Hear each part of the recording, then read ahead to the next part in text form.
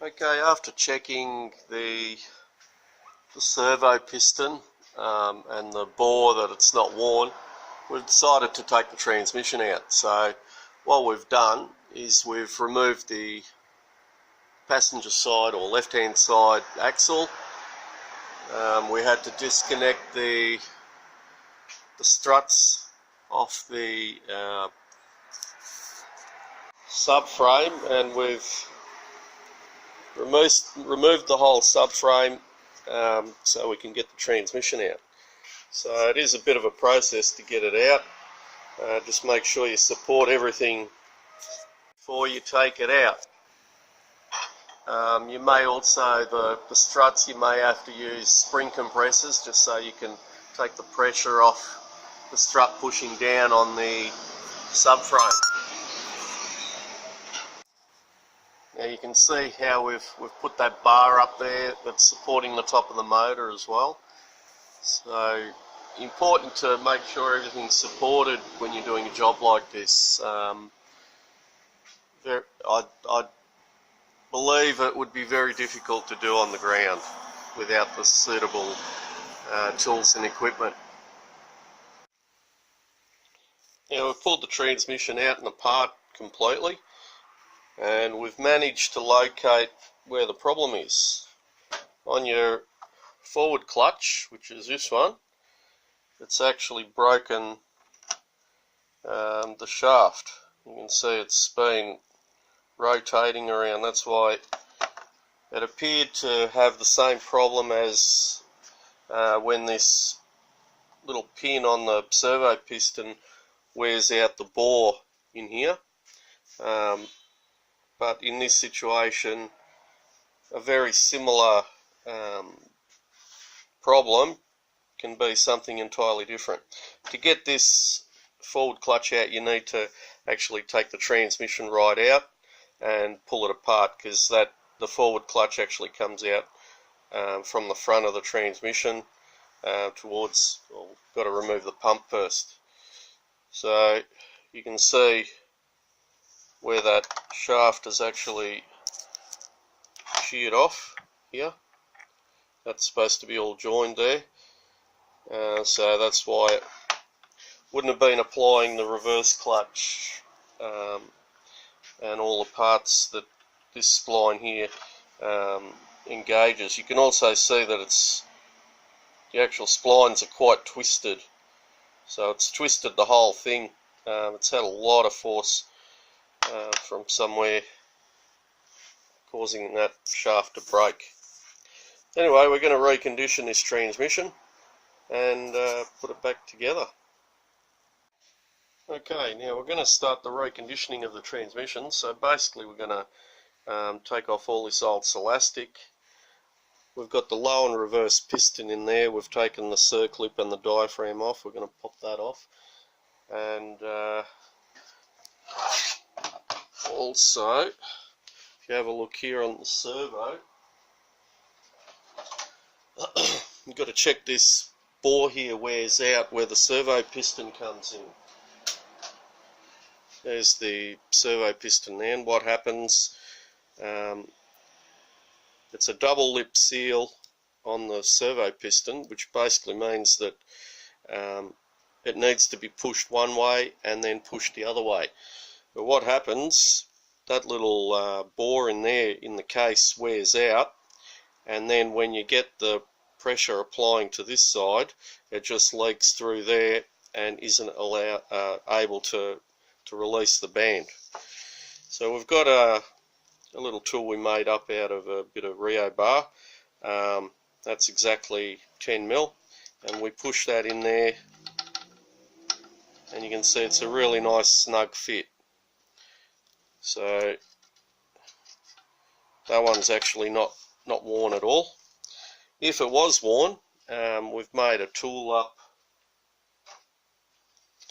basically this tool here. It looks a bit rough, but it does the job, and we just push that into the sleeve like so, where the servo piston runs.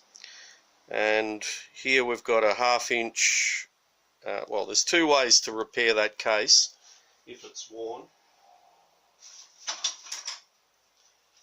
Basically we've got a 1/2 inch reamer, and this tool will allow us to just very precisely ream out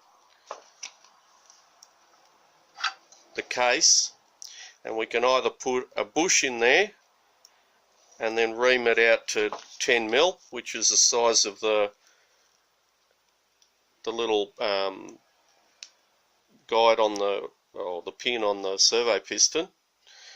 Or an alternative is you can, when you ream it out to 1/2 inch, you make a sleeve and press it onto here. So same thing, we've had success in both situations, so it's sort of a preference whether you want to do one or the other. There are kits out there that re-reaming kits that offer you all sorts of options, but basically all you're doing is resealing so the pressure doesn't leak through that bore as much. So anyway, we're going to clean up this case and give it a good wash with the clean solvent, and we can start putting it back together. Okay, now I've cleaned it all off. I've just replaced the seal there, the axle seal. Just a good idea to replace that. One thing to note, these bearings here, they've been inspected, very good condition, so we're going to leave them in this situation. The spider gears here, where the axles come into the side here, what I'm actually going to do is spin it by 180 degrees. It's a good idea to spin that pin, the pin that go on those spider gears as well, over 180 degrees, because what happens, the pressure of everything, the splines from the axles will wear more on one side, usually the way it's pushing forward, because it's the most commonly used gear, and also it'll put a pressure on everything in one direction. So by spinning it over 180 degrees, that'll just allow it to wear a little bit longer. One side will quite often be worn, the other one won't be worn. So if you want to, you can just, there's a little roll pin there, just knock it out and then just rotate that pin by 180 degrees, put the pin back in. Also these spider gears just support the little shims on the end of it, if it has shims, and just, you can just rotate that around, so basically your right hand axle will be where the left hand is, and vice versa. So you'll just get the splines wearing on the opposite side if they're a little bit worn. They don't look too bad in this one, they're not very worn at all, but I still like to do that. Okay, we've got the forward clutch. I've replaced the piston in here, in the forward clutch. Here's the old one over here. You can see where the shaft's been broken. Now, a couple of things that are important when you're doing a job like this. If you are choosing to keep your old pistons, because they're a moulded piston, you've got to buy the whole thing. You can't just replace the O-rings on it. What you can do, and we put a little bit of oil around there, around where the seal runs, and we call this a wet air pressure test. I've placed it into the pump. You can see the pump just sitting there, and then we can do, just carefully, don't put full pressure in there because you'll pop that piston right out, and apply a little bit of air pressure there, and we're looking for air bubbles there, if it's sealing properly or not. And now that's lifting the piston, you can see, no air bubbles. I don't know if you can see that piston just going up slowly.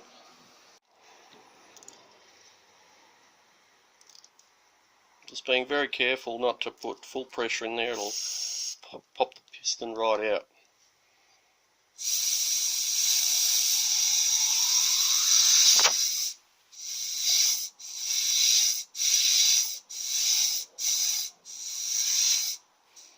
And as you'd expect, the new piston to seal properly. So just one other thing, if you're not doing a full rebuild, or you don't want to, you can buy kits that don't include the moulded pistons, and you can buy rebuild kits that have the moulded pistons. So anyway, in this situation we've replaced the hole, we've got a new drum, replaced the piston, and air pressure tested it now.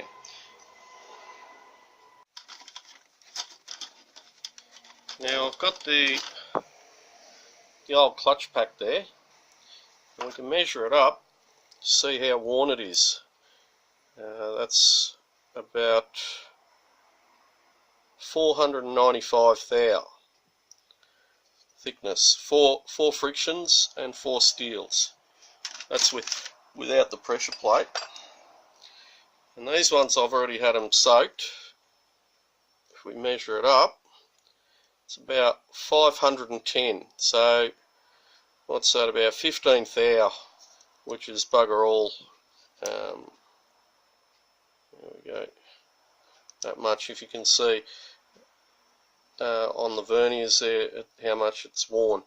So anyway, I'm going to put new clutch plates in this clutch pack, and we can even measure up the pressure plate. This is the one that was in it. It's 230 thou. You can see that. I'm sorry, I always end up out of camera. And we've got a new one which is about 232 thou. So 2 thou isn't much difference, but all adds up.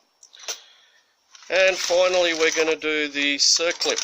We're going to measure up the original circlip. Got about 54 thou on that one. And I've got one that I had from another job, and this one is about 62 thou. So you can see that the circlips on this particular transmission can be selective. So if I left these ones back in there, this actual clutch pack's a lot tighter. So I'm going to use this one here, and that's a thicker circlip. So I'll have a look in the book what the end float's supposed to be, but basically I know that the clutch pack is 15 thou wider, and this together with this circlip, what did we say, it was 50, probably about 25 thou tighter than the original old one. So that'll allow for any wear or whatever. But I am going to check the end float in this one, but again, because we've replaced all the clutches, everything, these clutches will compress a little bit with work. When they're brand new, they haven't soaked up and been pressed like the old ones have either. So you might find that after these start working for a short period of time, they do compress a little bit.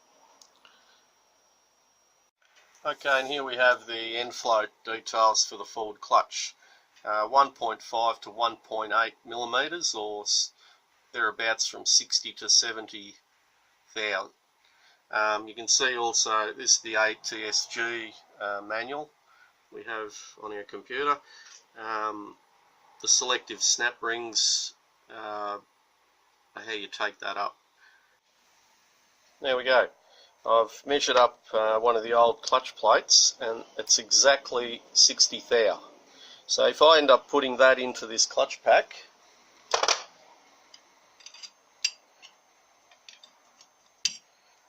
I'll put that together with the thicker, we'll start off with the thicker snap ring.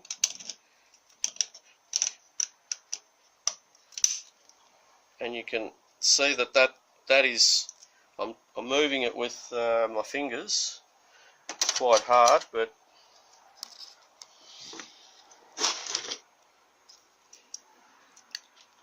It's a bit hard to see on the camera, but it is going in fairly tight. So that just tells me that this clutch clearance, when I remove the old clutch plate, don't leave it in there, that one's set perfectly at the minimum end float clearance in that clutch pack. And again, I've got my little bent screwdriver, which is very handy for these sort of jobs. And we'll just remove that old clutch plate, and this clutch pack is right to go. We'll move on to the pump next. Before we do that, I can just actually, I've put everything back together, and now we can put full pressure in it, and you can see how it works. So it's not going to pop out anywhere. And when those clutch plates seat in properly, you'll find that that clearance will probably increase a little bit. So if I don't have a snap ring that's a tiny bit wider than that one, so otherwise I would have gone the next size up. But that's working very nicely there. Okay.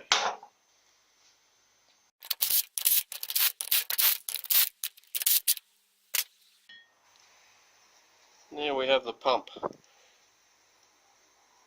Now it's got slightly different gears to what we're used to seeing. If you've viewed our other videos, we've got everything from small gear pump, or fine tooth gear pumps, to vane pumps.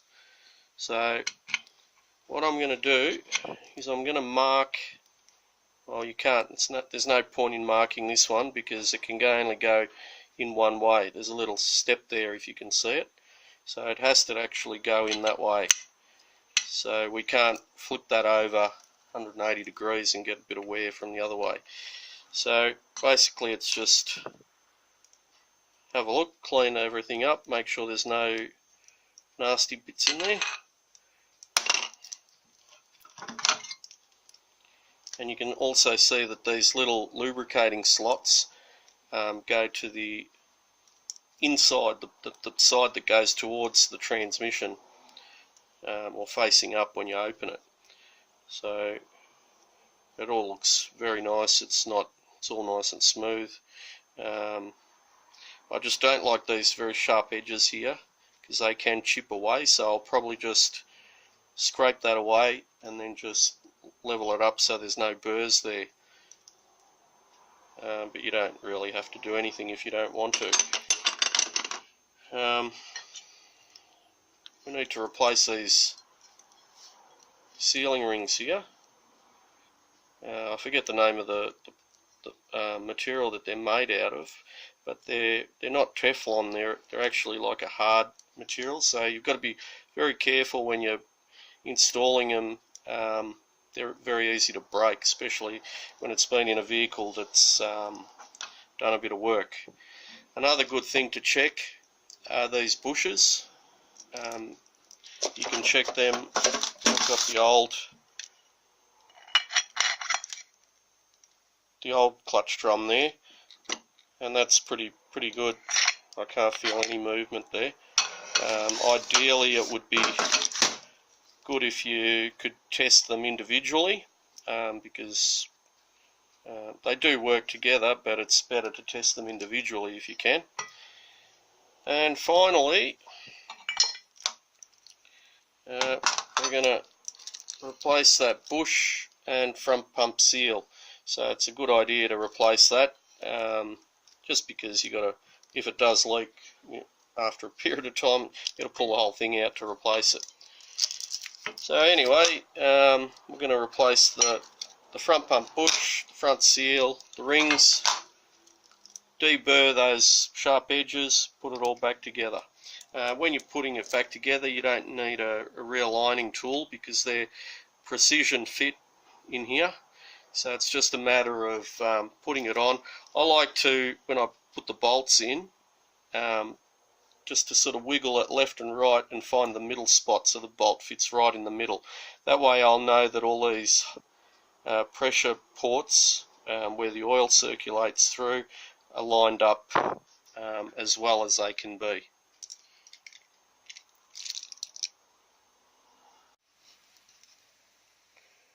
We'll just put a little bit of this stuff on. It just helps with the initial startup because there's no oil anywhere in the transmission. It will suck it up pretty quick, but you can do damage to the pump pretty quickly at startup. It's also a good idea to put a little bit of fluid in the torque converter if you've got a reconditioned one, because they do come in with no fluid in them, or very little fluid in them anyway.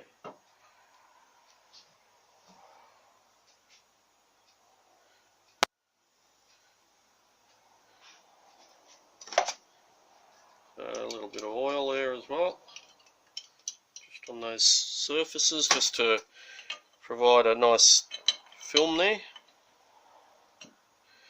And the petroleum, the Vaseline, petroleum jelly, same thing, will dissolve pretty quickly, so you don't have to worry about that blocking up any ports or anything like that. I wouldn't recommend using all greases. We do sometimes use a bit of water pump grease if we need to hold something in place, especially in the warmer months when the Vaseline almost goes to liquid here in Australia. So today we're about 28 degrees here in our workshop, so it's quite warm. Okay, now I'm just going to do the same, replace these rings here. They have got like a little snap on them, so you just need to push one side down, one side out, and they'll just pop out. And when we put the rings on, we just gently just roll it around, make sure it goes in the groove, or the groove that it's supposed to have. There we go. You can see how that, I don't know if you can see that on the video, sometimes the camera won't focus properly, how much movement it can,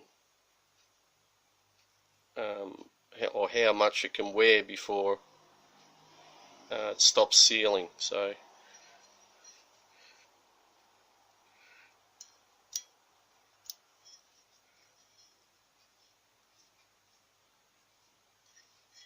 there we go. Alright, we do the same on this surface. We put a bit of petroleum jelly.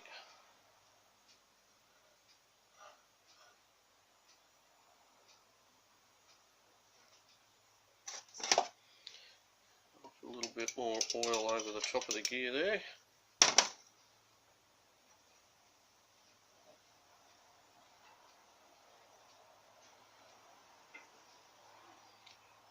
Alright. We'll put it together. Now you can, if you inspect the little ports there, that can give you an idea where it should be. So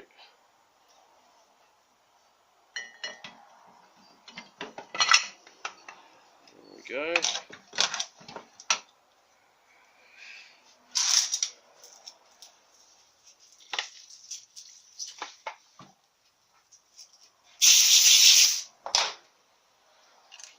Bolts in. Like I mentioned earlier, I just like to wriggle it. You can see there'll be a little bit of movement, left and right movement, where the bolts are. I like to just find the middle ground and just bolt it down there. Some people might like to put it to one side so it's leaning on it, so the bolts the pressure isn't just on the bolts, but there's nothing that really should wear out on these anyway. So I'm just going to put it about the middle there. and I'll just have a quick look what the tension, the precise tension is for those pump bolts.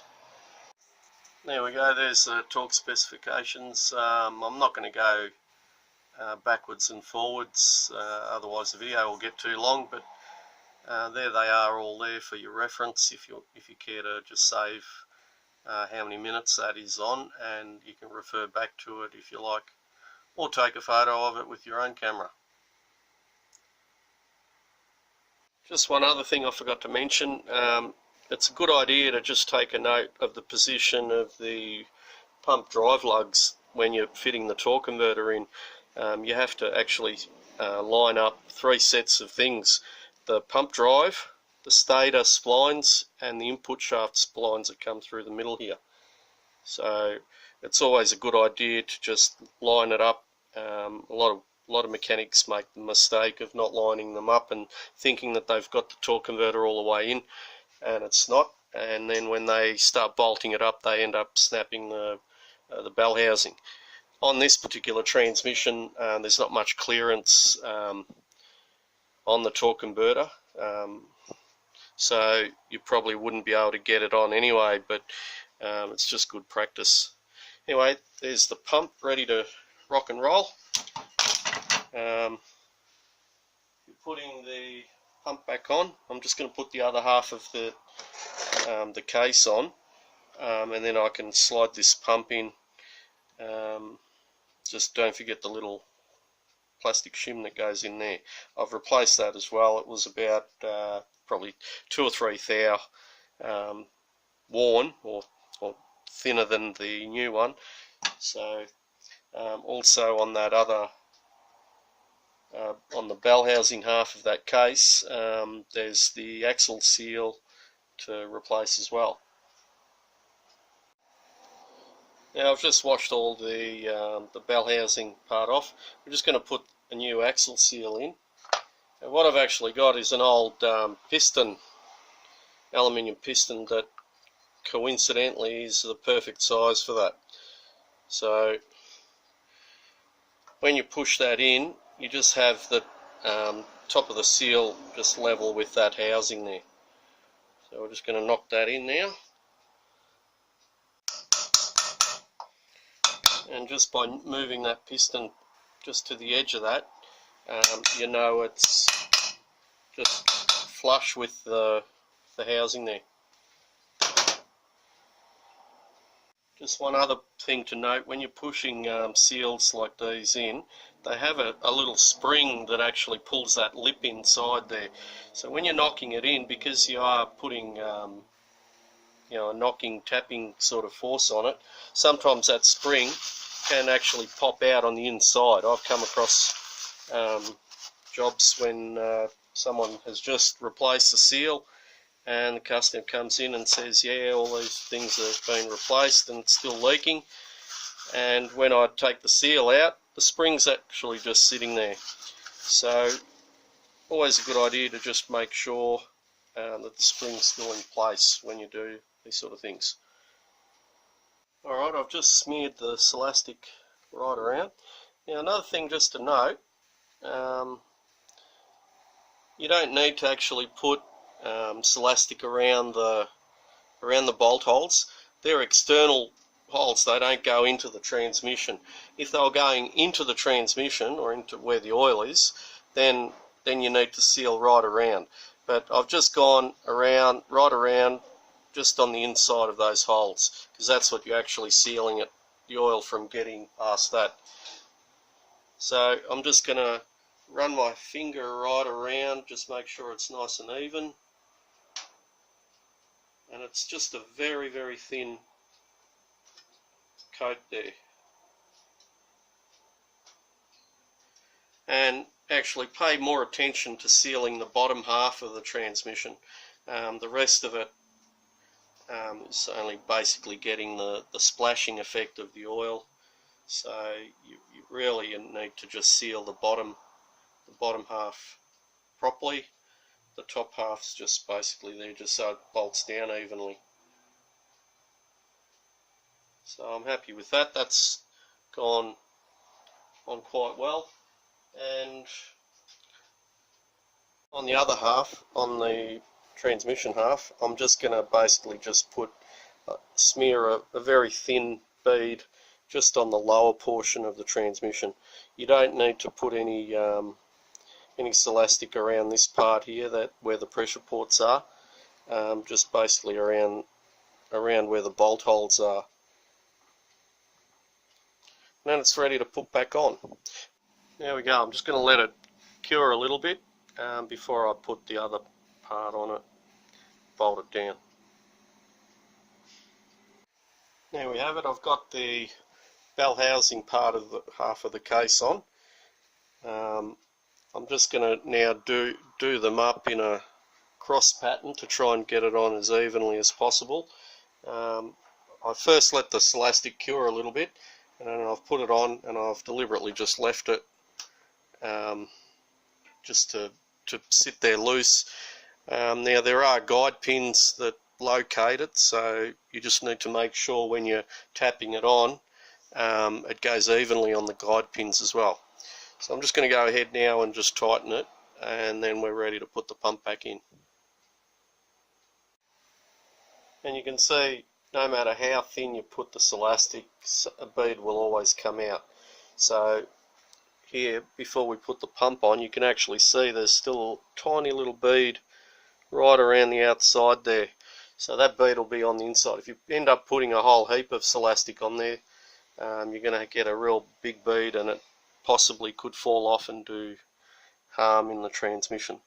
So now we're just going to put a little bit of petroleum jelly or Vaseline around where the pump seal is and put the pump back on. Just make sure you've got that little thrust washer in there too before you put it on. Now we're up to the low and reverse piston. Now I've got the old piston here, but just to show you what we do, when you're putting it on, there's a little lip there. So sometimes it's a little bit awkward to put it on. So what I actually do, I get an old O-ring like so, and I place it over the lip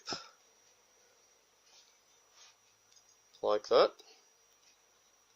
I just work it right around, and I actually put that in the freezer, and that'll help harden that lip down just enough time so you can get the lip back, or the piston back in there. But anyway, we're going to replace this one. I'll just go ahead and do that, but that's how we do it. Well, that's an easy way to do it anyway. Ideally, if you had a cone to put it on the inside lip as well, that would be beneficial. On these it is an actual quite a large O-ring, or a large opening, so a little bit difficult, but you can, if one of them's not resisting and the other one is, you can actually just work it in slowly like that. Anyway, there's a little trick for you, just put an O-ring on it. Okay, I've got the piston in, low and reverse piston in. Now we're going to put in new diaphragm spring. So we just plonk that in there, like so. And then we have the sprag clutch race there. It's just a good idea to just inspect that there's no hot marks or wear marks, and I believe that you might even be able to spin that over, turn that over by 180 degrees. So the way it was like this, and I'm going to turn it over 180 degrees.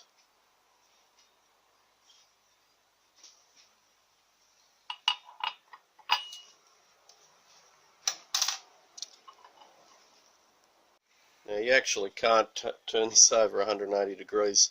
It appeared that you could, but it's because it's got this longer slot here and the longer tooth here, so if we turn it over, yeah, it won't fit. So they've done that for a deliberate reason, I'd say.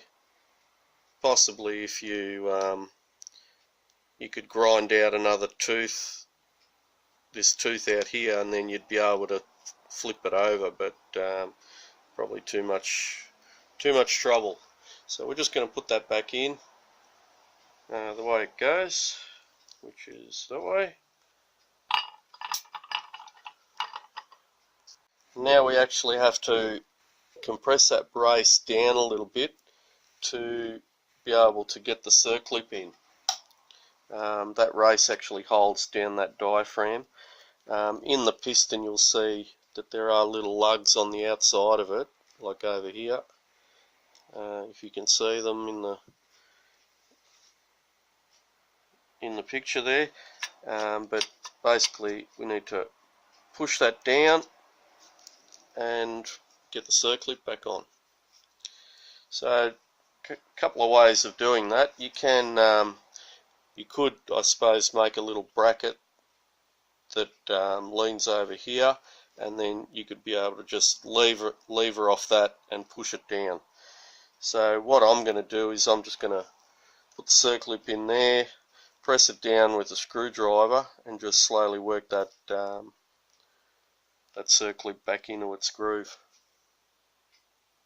Now if you can just see that I've pushed down on that sprag race. I think it's the low and reverse sprag race, and then I've just pushed that circlip in. So now I'm just going to work the screwdriver around and just slowly push that circlip in like so, and you can see it's just slowly going in, and there we go, it's popped in completely now.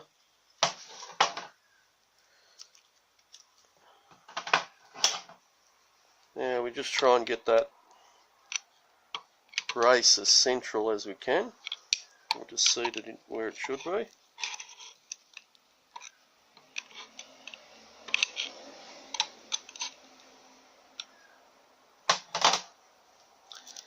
Interesting design how they've done that. And now we can start putting the low and reverse clutches back in there.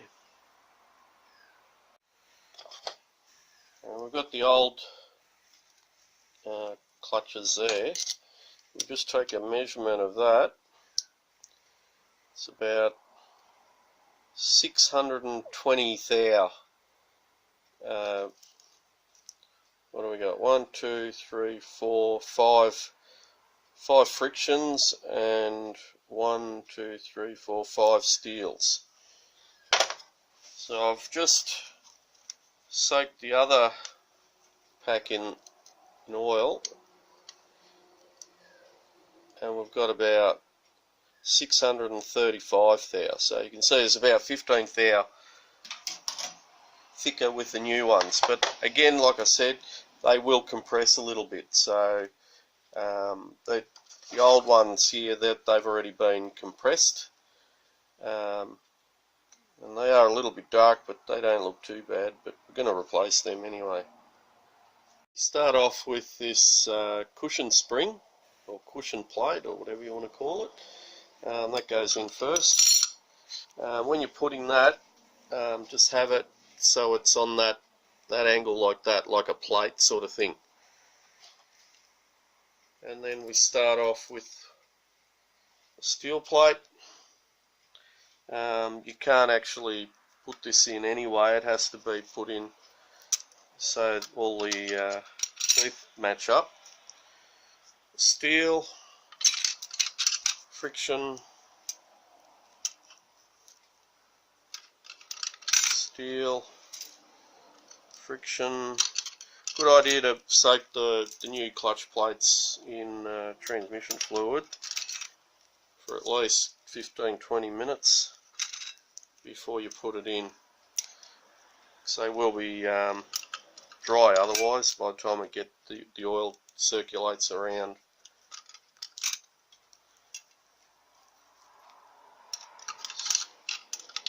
Steel, friction, we'll just grab the pressure plate. Now the circlip on the pressure plate, on the end of this, is about 100 thou in this situation, in this application, and the pressure plate is 240 thou. Now they can only go in one way, so you'll find that there's a little notch in one of it that actually goes in that grouping of where the teeth go on the bottom of the case. So we put that in there.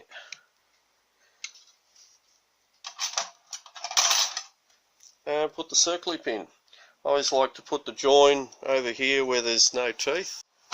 Okay, I've got the sprag assembly here. I'm just going to, the planetary and the sprag assembly on the other side. I'm just going to pull this apart, and we're also going to check these bushes here on the old shaft that we've got, just to see, make sure it's not worn. Now I'm just going to check the sprag clutch, just make sure that all seems okay. You can take this out, take a circlip out, pull it out. Also what we're going to check are that all these splines are okay on the planetary. All those splines seem okay. Check the planetary gears. This one you need to remove that little circlip there to be able to pull that sun gear out.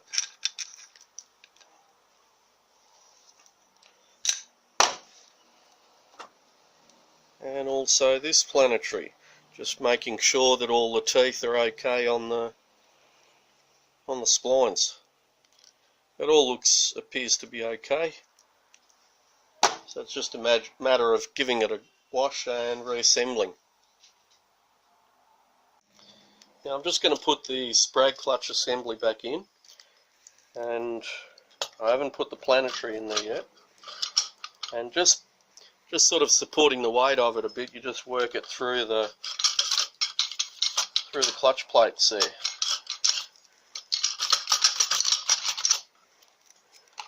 Now it's, oh, there we go. There we go, and that'll allow it to spin as you're looking at it. Anti-clockwise it'll be free, and clockwise it'll be locked. Okay, now we can put the planetary gears back in.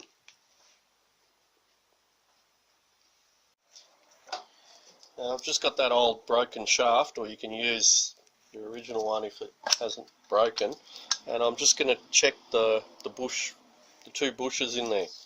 So by just going halfway through, that bush is like brand new, and the one on the opposite side,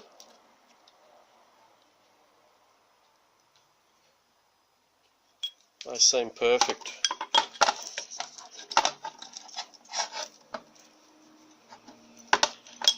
If you're reusing your shaft, just make sure it's nicely polished. It'll just last a lot longer on the bush. In this situation, in this particular transmission, those bushes seem very good, so we're not going to replace them.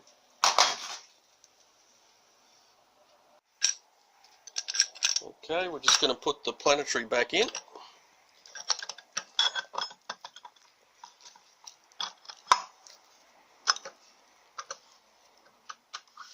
Just work the sun gear in, that's that middle gear.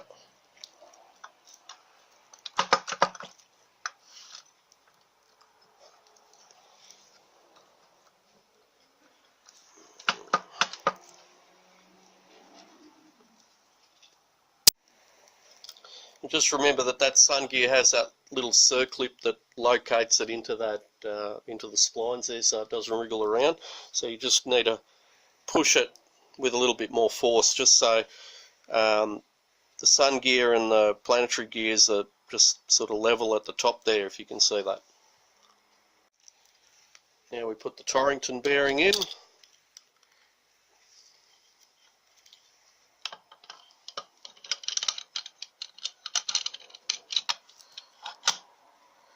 And now we actually just have to pull that hub up a bit, just so we can get the circlip. Need to get that circlip in, and just make sure you just check so it's got that sharper bit at the top there. So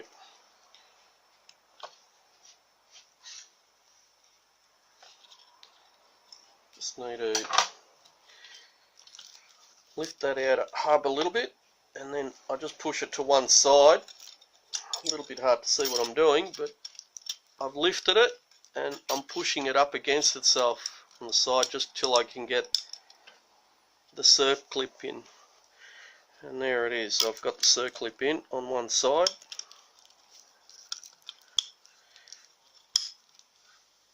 And there she snapped in nicely. So you can actually see where these little teeth are.